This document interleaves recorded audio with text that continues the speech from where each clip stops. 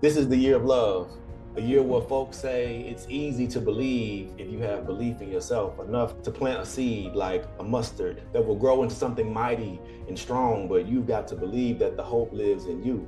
See, you are enough, even though all the things you've been through would tell you to just stop, to just quit, to not keep moving forward. But there is something deep on the inside, a spirit that lives that says you have power to push through. So hopefully after watching this video on YouTube or on your phone, you'll know that you are enough too. Welcome to another episode of Underrated to Unstoppable, where we explore the incredible journeys of people from all walks of life. Today, I am so excited to bring you a conversation with my friend Rashad, an actor, a poet, a spoken word artist, and a corporate speaker. Rashad is going to share with us his transformative journey from all of that into what he is doing now, and most importantly, the power of believing in yourself. Let's get started. Hey, Rashad. How you doing? I'm good. I'm good. Thanks for joining me this morning. Yeah, I appreciate you reaching out to throwing out there like that. I appreciate it. Always cool. Yeah, it was one of those ideas I had when I woke up in the morning. Mhm. And so I said, let me put this invite together, send it out before I can even talk myself out of it. Yeah, Kind of one of yeah. those things. So, buddy, you've been holding out on us because I knew you're a speaker. I knew that you were a poet, a little bit of a poet. Didn't know you were an actor. And Oh you've yeah. you've got some, I think, some serious recent chops under your belt as an Yeah, a actor. little something. Yeah. Now, how did you get into acting? How did that start? I started acting, wow, 25 years ago. Uh, Really? yeah, so a friend of mine was doing a play, Uh-huh. and he had been acting for a while. We were playing basketball, and he was like, he was about to go audition Uh-huh. that afternoon. He was like, gotta go home, take a shower. I gotta go audition for this play.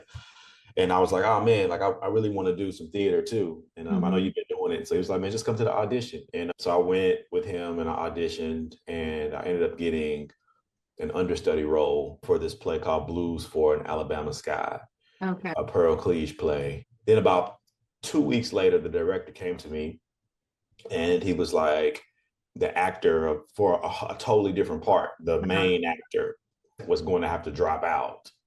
Did you break his And legs or something? I didn't at all. And this guy was very popular in the theater Uh-huh. circuit. He's done a lot of stuff. He was a really great actor, but he had some family stuff and he had to drop out of the play. And so the director came to me and was like, "Hey, I need you to be this character, to be the main character." And first time acting, first play ever. Um, And so I'm just like, that's not even the role I auditioned for. I don't, you know what right. I mean? He was like, you can do it. And yeah, like I took on that role and I caught the bug. I went Yeah. back to college. I was an engineering major, Uh-huh.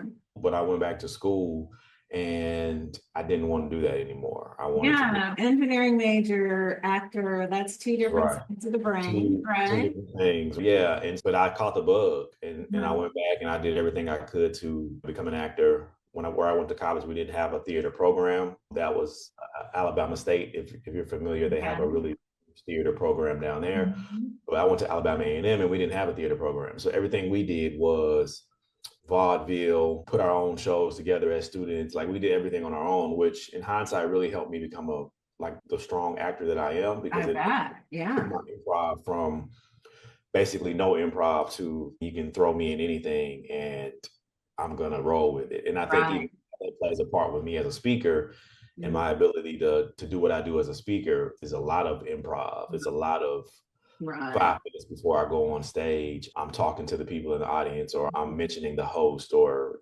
people get really weary of disruption as a speaker on stage, Uh-huh. but I have this weird fascination with I hope something happens. Not Right. anything crazy, right? But if a phone goes off, I'm gonna use it. I've had a time where the fire alarm went off. And Yeah. I used it and I flipped it. And so I just love those little moments because again, I think just my theater background has helped me to be like, oh, what do you want me to do? I can do it. You know what I mean? And yeah, so that's how I got started as an actor. And from there, it just took off. And I've done plays. I've done over 50 plays. Yeah. Done a lot of independent films, a lot of commercials, some national commercials as well. So it's been a great ride. I'm gonna have to stalk you now and go look at some of your movies, right? And Yeah, check so them I out. did some TV series the All last right. few Yeah, years, so I'm gonna yeah, have for to do sure. that. Yeah, and it is. I've never taken an improv class or done improv, but I'm actually thinking about doing it Mhm. because it is really fun when you're doing a speaking engagement and something unusual happens. I was doing a live session, and you make sure you turn off all your electronics and everything. But what I didn't do was turn off my watch. And I was in Yeah. a really intense moment in my speech, and all of a sudden my watch went off. And I was like, oh my goodness, God is calling. Can I get an amen? You just have to go with it. Once I was doing a virtual here, and my kitchen caught on fire. Oh my gosh. Yeah.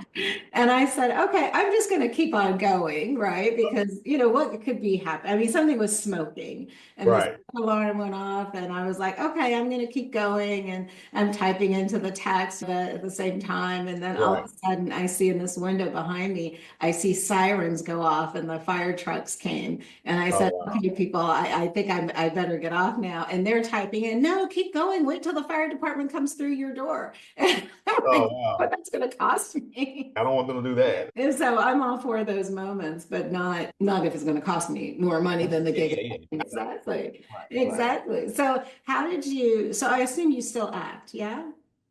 Yeah, I do. Yep, I'm Okay. actually prepping. I'm doing a play right now with the with Nashville Repertory Theater. Oh, With okay. the Mountaintop, Uh-huh. which is a reimagining of Dr. Martin Luther King Jr.'s Last Night. Oh, wow. That's It's a cool. yeah, it's a Pulitzer Tony-winning play. Been on Broadway with Samuel L. Jackson and Angela Bassett. Yeah, so I'm prepping for that right now. Getting into my Dr. King mode. So that'll be coming Right. up later this winter. So I'm looking forward to that. So Oh, that's great. That's great. Now, how did you jump from, not that it's a huge leap, but how did you jump from acting to speaking? Because so acting, you're given the script, right? And right. speaking means you've got something to say. Exactly. Yeah, I would say that it was more so a jump from poetry to speaking, and I would say that acting is just a part of the journey as well. But Okay. I think the speaking really came from the poetry. Okay. I was doing shows and hosting events and just Mhm. doing things all over town. Like I've traveled all over the country as a spoken word artist into about 44 states, I think now, Okay. as a poet. And Uh-huh. so I was doing an event where I was hosting and the person in the audience asking me to come to their business and do a talk. I'm not a speaker, I'm a Yeah. poet. He was just like, I'll send you some stuff and Mhm. you can just do what you did here. What does that mean? And so he emailed me a bunch of information about the conference and I just created like this really long poem, had comedy and all the stuff in it, but it was all about that event. And I did that event for like 3 years in a row. Mhm. But even then, like I wasn't considering myself a speaker. I was Okay. doing these one-offs with these different companies. Mhm. I was going into healthcare companies and doing like these Mhm. of closing of conferences. I was Right. going to other companies and doing like the opening to get them hyped up and rhyme and all these things. But I'm still not, oh, you're a speaker. So it wasn't until around 2018 Mhm. that I took a class. I did this Periscope training program, which is to help artists become better business minded individuals. I'll have a mentor during these sessions. And I told my mentor, there's a pitch you have to do at the end. And Mhm. he was like, what do you want to pitch about? And I was like, I don't really know. Like, I'm doing what I do as a poet. Like, I'm not really trying to get signed. I'm not trying to do, there was really Right. nothing to think about what I wanted to get, what I wanted my final pitch to be on. And then it hit me. I was like, oh, I do this thing where I go into corporate America and I blend inspirational speaking, business talk, and spoken word poetry to help companies Mhm. their stories. I remember he was like like he was either eating or drinking, but he stopped. And he I was was like, like, probably stopped and was like, are you kidding me? that's literally what he said. He was like, he used more colorful language, but he was like, what are you doing? He was like, Right. he was a very successful businessman, Mhm. been in business 20 something years, helped create one of the biggest ticketing systems that we use every Mhm. day. When we were buying concert tickets, he was one of Right. the owners of that company. And he was like, I've never heard anything like that in my life. Mhm. He was like, you don't need to do anything else but that. I guess that was like the light bulb that was like, Yeah. ding. And so I went home, me and my wife, we created a business plan, and from there it began. And so yeah, it started from there, and it just took off, and then it became a thing of like, okay, I have been doing this for a while, but now it's just like, how do I now take what I know? And then over the past 6 years or so, just been growing and learning. I love like getting knowledge, and I love learning about new things. And so for me, it was like, where do I see like the most lack? And then also coming from corporate America, I worked a corporate America job for a while, and just seeing like what was missing there, and then Right. just doing research and figuring out, talking to other friends and people who are in different sectors of corporate, Mhm. and just seeing what was lacking, what was missing, and then I Right. just started building keynotes from there. Oh, that's great. Yeah. Yeah. Wow. Okay. So I have to ask then, let's hear some poetry. Come on. So listen, let's talk a little bit about. So this is what I do on stage, and this is kind of Mhm. what I do with my live audiences when I'm Right. doing. So I'll do this thing called 3 words. Okay. So you're gonna give me 3 words, and then I'm gonna create something with them. Okay. And So, give me the show title too. We'll put that in, not as one of the 3 words, but we'll just use it as well. oh, I was going to give you my 3 words were going to be, you are enough, I know. Yeah. So I need to give you 3 different words. Yeah, give me That's a 3 words. sentence or that's just 3 words? 3 random. They don't have to be connected at all. It can be total. Love, Okay. hope, belief. All right. Let's jump into it then. All Yeah. right. This is the year of love. A year where folks say it's easy to believe if you have belief in yourself enough to plant a seed like a mustard that will grow into something mighty and strong, but you've got to believe that the hope lives in you. See, you are enough, even though all the things you've been through would tell you to just stop, to just quit, to not keep moving forward. But there is something deep on the inside, a spirit that lives that says you have the power to push through. So hopefully after watching this video on YouTube or on your phone, you'll know that you are enough too. So keep going through. Something like that. Oh my gosh, that was great. That was great. So you just do that on the spot all Yeah. the Yeah. And time. again, like it's just crazy because again, you think about your life's journey, and this is one thing I want to tell people is that everything that you go through is just preparing you for the thing that you can't see yet. I've been freestyling and doing this for like 20 years, Wow. never knowing that it would be such a vital tool to what I do today. Um, Right. because again, like to be able to improv on the spot, Mhm. to be able to take things and out of thin air and create something, I know it's not mine, and I'm grateful for the gift. And so I think that whatever you have inside of you, you use that because to you it's just, oh, I do this, it's nothing to me, no one would care about it.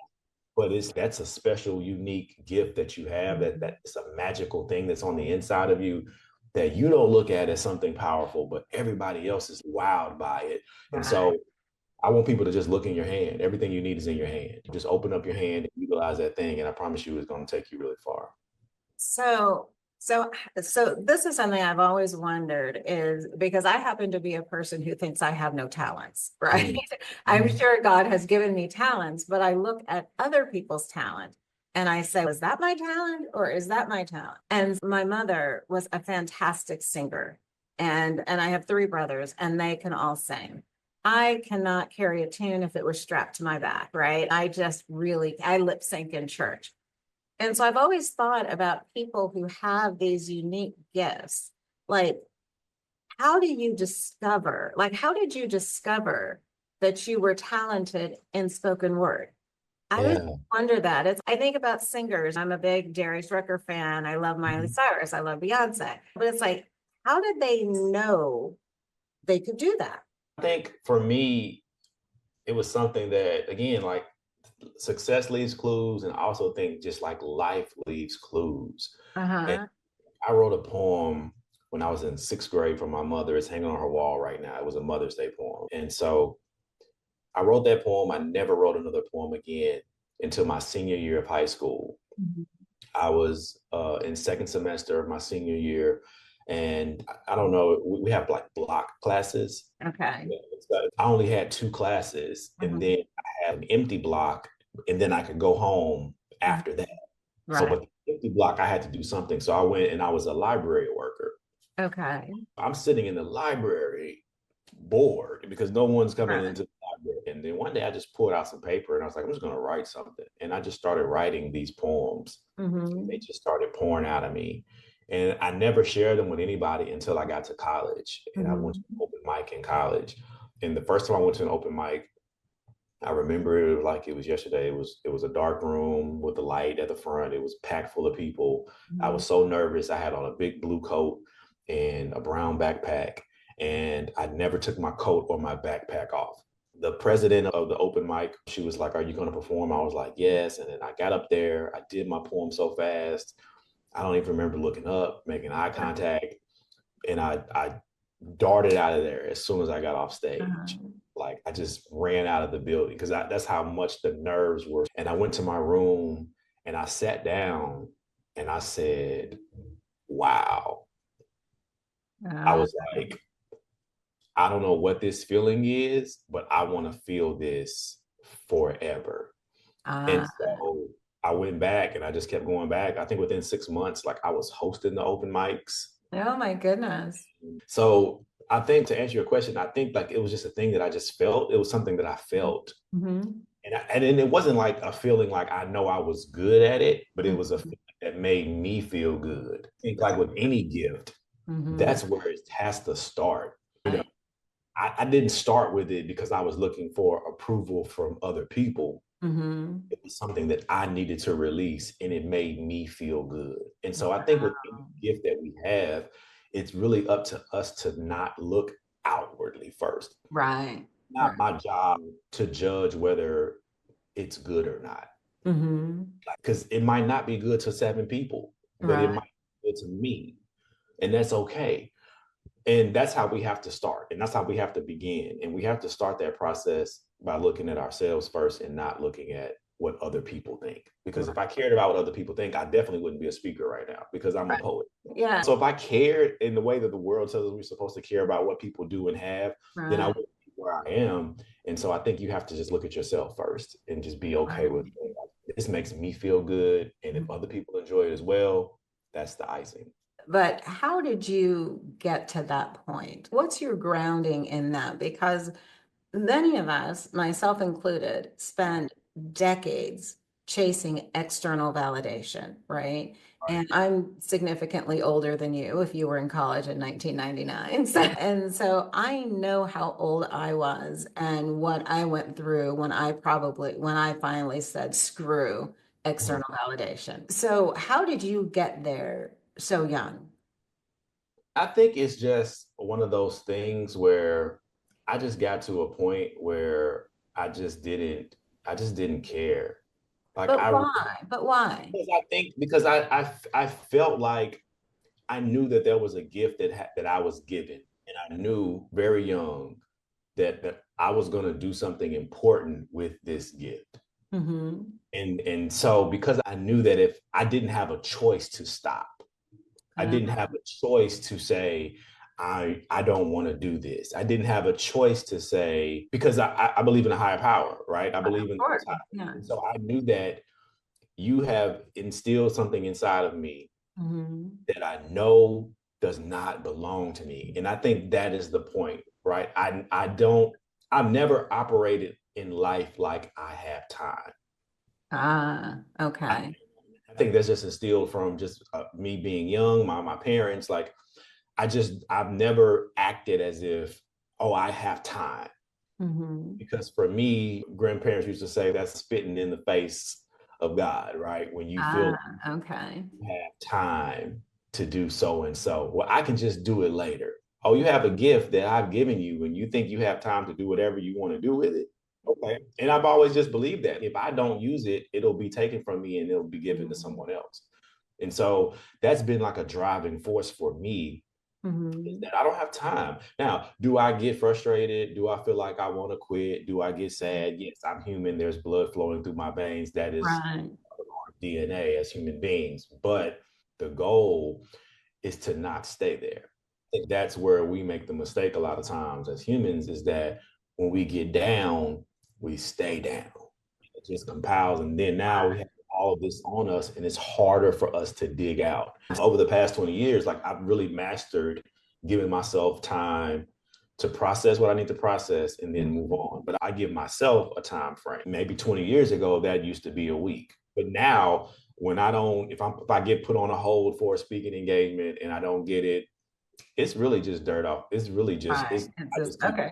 you know what I mean? Like at this point, it's not something that really bothers me. A couple of years ago, a friend of mine and we did an album for Best Spoken Word Grammy. We made it through the first round at the Grammys Oh, and wow. got.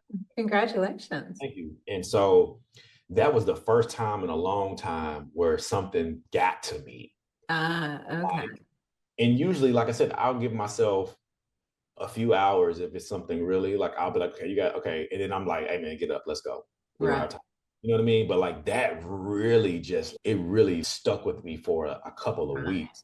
And I went to do a speaking engagement in Alabama, and a friend of mine who I didn't even talk about it at all to, he Mhm. had just said something, and it was just like everything is like a part of our journey and it's a part of our life and it's a part of he just said something that really wrapped up that moment, but it was just Right. like it's not over. And it just in that moment that he said it, it was just like this weight released. You know what I mean? And so I still believe too that people will be put in our place in front of us at the right moment at the right time. You know what I mean? Someone will Right. see conversation today and be like, wow, like I needed that moment between you two. Mhm. And it's just little stuff like that I think helps us to continue to push forward where we have to look outside of ourselves as Right. far as saying this is bigger than me. You could easily just say, I don't want to do it, but who's counting on me? Who's watching your show? Who Right. this show? You talked about your gift, and I was going to say, like, your gift, one of your gifts is this. So, right, your ability to communicate effectively, to make guests feel warm, to make us feel like this is just like I'm sitting in your living room. You know what I mean? So, Mhm. everybody can't do that. I just want to tell you, like, this is a gift to be able to. And I know we're in this age where everybody has a show and everybody thinks they can be, but everybody's show's not really that good. And I Right. don't mean that from a negative space. I just mean Right. like how you interview and how you conduct, how you interact with the guest is super Mhm. important and it's powerful. So this is definitely one of the gifts. Yeah, when I got this idea, it wasn't that I wanted to do this YouTube series because I wanted to be discovered. I just want to talk to people. I want to hear people's stories. And I think that so many of us are burdened with self-imposed imposter syndrome. And so I want people to know and viewers to know that they're not alone and that some people have solved this problem early, some people have solved this problem later. And so I just did it on a whim. This isn't about this polished. I'm not trying to be Oprah on YouTube. I'm just trying to have conversations with interesting people. And if that provides them a platform, that's great. But and because that's one of the things I want to do is be able to help others get their word out. But that's kind of it. But when I hear you talk, and thank you for helping me discover one of my gifts, by the way, I Mhm. do appreciate that. Yeah, yeah. The I think when you have a talent, when you are given a talent that you truly recognize, I think that there is that strong push to get it out in the world, to feel like you have no choice. But I think for a lot of us, our minds don't go there if we're not an artist, right? Every artist, whether it's a musician, a painter, whomever that I've met, have always said, I had no choice but to follow this. Going into business, working in corporate, that's not a gift, at least from my perspective. And so we don't, so that's when that self-doubt comes in, unless you happen to have some kind of catalyst or catalytic event that forces you into saying, oh my gosh, I've just discovered what my purpose is. And so Yeah. I just wonder, and I'm sure you've come across people that way when I think you said you worked in corporate for a while, Mhm. right? Right. So tell me about that, right? So you're in corporate. Did you feel like being in corporate was a God-given gift or a higher power given gift? Yeah, no, I thought it was a job. Yeah, I thought it was a job. No, so I'll say that even when I'm speaking and I do classes and I talk to people who are in corporate who's really literally almost repeat word for word everything you just said. You're an artist, Rashad, so it's very easy for you to. And Right. there's an old proverb that talks about if you have feet, you can dance. If you have a voice, you can sing. You know, Right. we look at it as if it's perfect or not. Excellent point, my friend. And so it's not whether or not we can or can't do a thing. It's just about how we view it. Uh-huh. So, and so I tell people all the time, especially when I'm doing classes in corporate, is I try to get them to think like an artist. Oh, okay. So when you think like an artist, it does change how you view and perceive a thing. Mhm. So I'll have in the middle of the classes that I do or the trainings that I do, Mhm. we'll write poetry. Oh, okay. All I'll provide prompts and I'll guide them on a path, right. and Mhm. they'll write poetry. And Ah, usually it's poetry around their family or poetry around how they feel about the office. Like it could be whatever we're dealing with. It could be poetry around leadership. And what happens is there is this beautiful blooming that happens in that moment because most people are not writing poetry, right. especially at work. But because I'm able to guide them on a Mhm. path, they write whatever they want to write. But Right. I've been doing this long enough that I can take you on a journey to get you to a place that you didn't think you were going to go. And it's Right. almost like a setup because you're just like, I was not expecting to do this today. Like, what is happening? So we have all of these blooming that Mhm. happens, all this blooming that happens all over the room where you have people who are like, oh my gosh, like I didn't think I could do this. And what it does is it unlocks a portion of their brain that has always been there. It's just been dormant. You know what I mean? And so to help them finally see things in a different light, and now they can take that creativity, that innovation that they just did live, and they can now apply that to how they move forward in else that they do at work. Because now they're like, okay. And then also what it does is it helps us to start to see Mhm. people. As people. You're Right. not just somebody that I work with now. Like you're Sarah with two daughters, one who plays, Right. you're Yeah. Mark, whose wife has just went through chemo. And, you Right. know, and so now these interactions are like totally different, Yeah. You relate on a different you level. know? And so it's not about whether or not we can or can't do something. It's Mhm. just about how we see it. That's it. And we have to just change how we see the thing that we do or the thing Right. that we can or can't do. And like you said, we'll box ourselves into a whole bunch of stuff. I use this HGTV reference in one of my keynotes where I talk about we watch these shows on HGTV where we build, where they redo and they take Right. the budget and they make the house into this. And I'm like, we get very comfortable in our own little HGTV mindset of how we Right. see ourselves. We get very comfortable in we don't want to sell, we don't want to move, we don't want to. Right.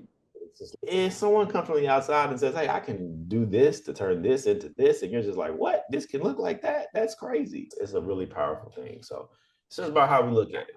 Yeah, it's all about your mindset. And I have to tell you that while I'm listening to you, and you gave me an idea about my own gift Mm, that just hit me. And one of the things, in addition to a speaker, I'm a coach. And one thing I noticed after my first year of coaching, as strange as it sounds, is that all of my clients cry at one mm, point or another. They mhm. all cry, men and women. And Yeah. it might be the first time we talk, it might be the third time we talk. And I've Mhm, gotten very comfortable with that. And I realized that I have a way, literally just realized mm. that I have a way to tap into people's vulnerability in a very quick way to get them to see a different mindset. Mhm. And I never thought about bringing that into my speaking. Oh, yeah. And how powerful would that be? Mhm. So, It's my a friend, thank you because you just gave me a gift today. That's beautiful. I love it. I love it. Yeah, Yeah, it's a yeah, powerful tool. It's so right. powerful. Yeah. Yeah. And I'm just thinking about it. And I know it's right Mhm. because I feel it. When you Yeah, were talking, I felt it before I thought it. And to me, that's always a sign of being on the right track. that's So, it. yeah. So let's talk about your speaking. What do you speak about? Yeah, so I do a lot of speaking around leadership. I do a lot of speaking Mhm. around storytelling. It's really weird because again, I feel like I'm always in this space of people are like, I talk about innovation, I talk about this, and I built my bones and I built my business on being able to be very strategic in how I Mhm. approach the business. And so everything I do is rooted in storytelling. Okay. I have about four signature talks, if you will, that I've Okay. built over Hmm. the past 6 years. Hmm. Those talks have been because I've spoke in so many different industries. Right. So my main talk that people book is a leadership talk. Okay. Another talk that people book a lot is a healthcare talk. I Okay. have a talk on innovation, and then I Mhm. also have a talk on belonging. Those Okay. are like the main talks that Yeah. get booked off. Now, what happens is once I get into discovery with people, and I'm like, oh, hey, and I customize because that's what I Right. do. Oh, could you just customize the talk based upon this? And I'm like, yeah, Right. that's 90% of what happens usually, unless it's someone who's just, hey, we just need a leadership talk, and then I'll customize it depending upon Right. whatever the things are that they want to send to me that Mhm. are because that's what I love to do. I love customization. Right. For a lot Right. of speakers, it's work for them to Mhm. like take all this stuff and Right. customize and do all the Mhm. things. But for me, like it's never work because I'm a Right. creative. So I'm just Yeah. creative. Yeah. You know what I Yeah. mean? I do. So I like the right kind of customization, right? mhm, When a client calls me and they say, here's what we're struggling with. I right. like that kind of customization. When a Mhm, client calls me and says, I need you to use these words because these show that something about my industry. I mhm, don't like that customization because I mhm. don't know anything about your industry. So I Yeah. can't Yeah. authentically speak on it. And when people aren't speaking authentically to you, Exactly. right? But let me ask you this because you talk about leadership. Mhm, Leadership is a huge topic. So what does right. that mean for you that you talk about leadership? I look at it from a perspective of listening. Hmm. Leadership is listening. And I dive deep into what it means to be an active listener, what it means to Hmm. listen in innovative ways. What does that look like outside of Okay. just the normal sitting down, having a conversation with someone? What are some of Mhm. the out of the box ways in which we can really make listening and make leadership go to another level? So I look at like things like having office hours where leaders can sit with their employees. And it doesn't happen in every field because if you have 1,000 people, clearly you can't sit with 1,000 folks. But if you're a Right. team of 50, Mhm. why can't we just take 2 days out of the month to Mhm. have these little 10 or 15-minute micro sessions with folks to really help them to understand? We talk about body language and active listening when it comes to body Mhm. language, what it Right. means to listen from a leadership standpoint when people are looking to innovate. Mhm. What kind of tools do you give for people to be able to innovate as a leader? We're in a whole new work age where people are not looking to work for robots. People who are living and breathing don't want to work for another person who's living and breathing, but doesn't look like you're living and breathing. You look Right. like, Oh, yeah.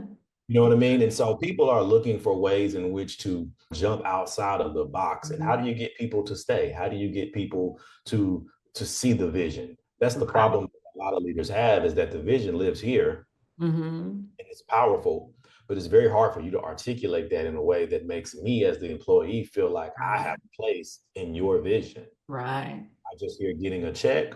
Mhm. No, like as a leader, you have to be able to communicate in a way that helps the person who's, I don't care if they're the 50th employee, right? Right. They need to be able to understand, like, oh man, like I have a place here. Like Right. I see where he's trying to go. I see where she's trying to take us, and I'm a part of that. And how do they Right? see themselves as a part of them? Exactly. And so people Right. get excited when they feel like they belong, when they feel like they're Yeah. a part of something. And that's why people stay. That's why people want to continue to work for you. And Yeah. so as a leader, I help leaders think outside of the box. And I know that's a cliche saying, but it's literally, I help you to think more like a creative, think more like someone who has an impact. And that's why I love coming into different industries, because like you just said, like, I don't know every single thing about your industry. Right. I'm not trying to say that I do, but what I am is I'm a POV shifter, things inside from a different viewpoint. POV shifter. I like Yeah. that.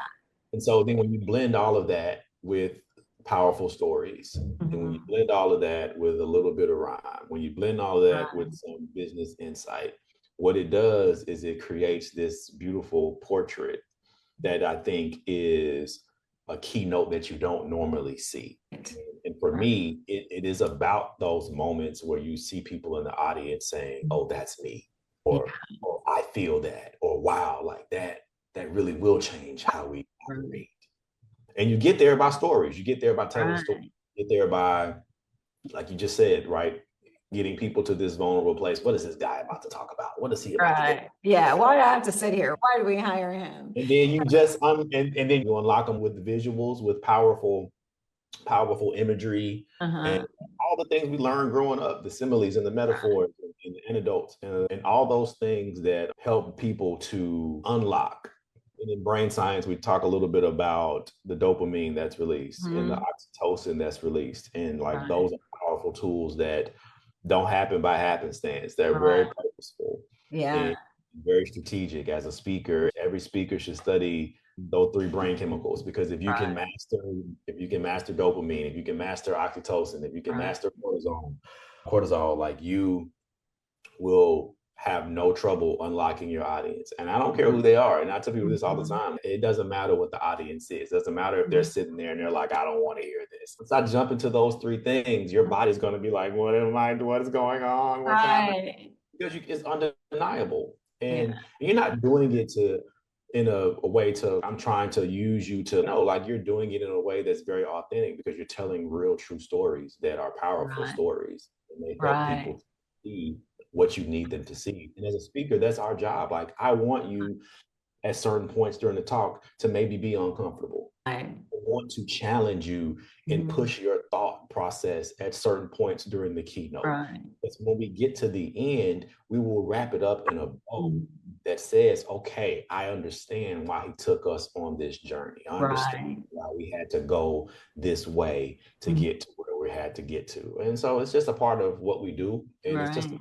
beautiful thing. I really enjoy it. And Right. You're like, if what I wanted did to he be just say what I thought he said? exactly, yeah. Because I love for it to be conversational. So Right. that's the kind of keynote speaker I am. I'm very like, hey, we're just having a conversation today. We're just talking. Right. And so I think it's important to tell stories. So everything I do is rooted in story. And then from the Right. story, we're able to bridge the gap. And I love, Yeah. like I said, I tie everything like a bow. It's always, oh, he brought that back Right. around. Because you bring it, yeah, if you can bring it back around. Yeah. It's like there's a point in my main signature keynote where I pull out some pom-poms and Okay. people are like, what the heck is she doing? But it has a story and it all comes together at some point. So is it fair to say that you've always felt like you're enough? I would say probably, but not totally. I think that for me, I've dealt with so much stuff throughout my life, like we all Right. have. Yeah.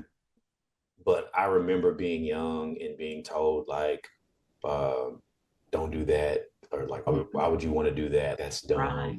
You know what I mean? Hmm. And those things stick with me. And it's funny because I was literally just thinking about this the other day, about this particular person when I was young, who told me, like, oh, that's stupid. That's dumb. Like, why would you want to do that? And I can't remember. I knew the thing, it was dealing with something that I wanted to do or be, right? Hmm. And the person's still alive. I still see them, you know what I'm saying, on social Hmm. media. And I'm not mad at them or anything like that at Right. all. But it Right. just reminded me, wow, I was like 9. Hmm. Like I remember where we were in church. Like I Right. remember where we were. I Mhm. remember this person passing me. They were way older than me. And they told me that I couldn't do this thing. And it just Right. stuck with me. Yeah. And so I remember I gave a TED talk in 2013. Hmm. And I was at the mixer, the pre-mixer with all the other speakers. And I'm not a big imposter syndrome person, Hmm. but in that moment, I Right. was neuroscientist and Right. like, and it was in that moment that I was like, I am not supposed to be here. How do I get out of this? Right. Maybe I say I ate one of those little spinach crackers and I can't do it tomorrow. I was just going through my head thinking of all these things that I could think about that would take me out. And then the word fear popped into my head. Mm-hmm. And immediately after the word fear popped into my head, an acronym popped into my head, Mm-hmm. all within this same night. And the acronym is fright ends after remembering. And Ah. I took that acronym to mean that once you remember all of the work that you did to get to this place, Mm-hmm. once you remember all of the sacrifices that you made to get to this place, after you remember all the prayers you prayed to Right. get to this place, after you remember all of the things that everybody else said you could do to get to this place, I don't have time to be afraid. I don't have time to have imposter syndrome. I don't have time to say that I'm not worthy enough to be here. And so that acronym has stuck with me. I put it in my book, and it's something that I tell people about all the time because I think it's super important for us because we get to this place where we feel like, oh, I don't belong here, or I'm not good enough, but it's no, this is not by happenstance. It's not an accident. You went to school for 20 something years. You Yeah. studied for 15 years. You took all those classes. That wasn't by accident. That wasn't money you was just giving away for free. Right. You know, it was to get you to this place, to this moment right now. And that feeling that you feel is not a feeling that is a negative feeling. It's a feeling of you're supposed to be here. Because if you Right. feel nothing, then maybe that's something you need to talk about. But if you feel Right. something tingling, if you feel the hair standing up, if you feel Right. your heartbeat pitter pattering and it's racing, that's a good feeling. You're supposed Right. to. So for me, that's where I knew from that moment forward that I was more than enough. After having that little episode, Oh, that's great. it was that fright ends after remembering. And it really totally changed my mindset, totally changed how I approach everything. And now I don't go into anything feeling like I don't belong. I know I'm supposed to be there. I'm grateful to be there. I'm humbled to be there. But you're about to get this work. You know? Right. Yeah. Yeah. My acronym for fear is false evidence appearing real. Yeah, And so yeah, I yeah. tell myself it's not real. It's Mhm. not real. And I like the way that you're like your own hype man. I'm reminding you, and I think with all of us, we need to remember to be our own hype person and Yep, that this is what we've worked for, whatever it is, right? And I yep. think it's also a matter of, and I didn't learn this, I have to admit, until I was 57 years old. It took me that long to get there to realize that feeling like enough and being valued, certainly a lot of it is looking internal for Mhm. that, right? Yeah. Looking internal. But the other piece is putting yourself in environments Mhm. where you can do what lights you up, right? Mhm. You Yeah. can do where the stretch is a stretch for growth, not a stretch for conformity. Mhm. And I spent 33 years in corporate, Mhm. working in engineering companies, aerospace and defense companies, manufacturing companies, infrastructure, large construction. None of those are places that I needed to be in. And I don't know why I chose those places. I think because I've always been chasing success because I thought that's what I was supposed to do. And then when I got into the C-suite of a $40 billion company, I'm like, WTF? This doesn't Mhm. feel like anything, Right. right? Yeah, I Yeah. have the money, I've got the this, I've got the that, but it didn't really feel like anything. Mhm. And through my time there, which led to disease, which led to a 5-year battle and for my health, sometimes for my life, it wasn't until all of then I just found my purpose and said, I wrote a book, not because I wanted to write a book. I never thought about being an author, but I couldn't not write the book, Mhm. right? And so now I look for things that I can't not do, right? Mhm. Because, like you were talking about, you were just so passionate about poetry and the spoken word, and you knew you had to chase that. or follow that, because you're not chasing it, you're following it. Right. And I guess it's a beautiful thing when we get there. And the only thing that would be more beautiful is if we could just help more people get there faster, That's or it. younger, Mhm. right? Before the world starts telling you that you're not enough, Yeah. right? You Right. wear it. It becomes a suit. It becomes clothes Right. you put on every day. And that's why, again, like you talked about the hyping up of yourself, like what you say to yourself is the most important thing. And that's what I try to instill in other people and try to tell people is listen, you have to literally every day talk yourself into your best self every single day. Right. And it's not something that you just do once or twice or you Right. do 30 days. Like it literally has to be a lifestyle change where it becomes like breathing.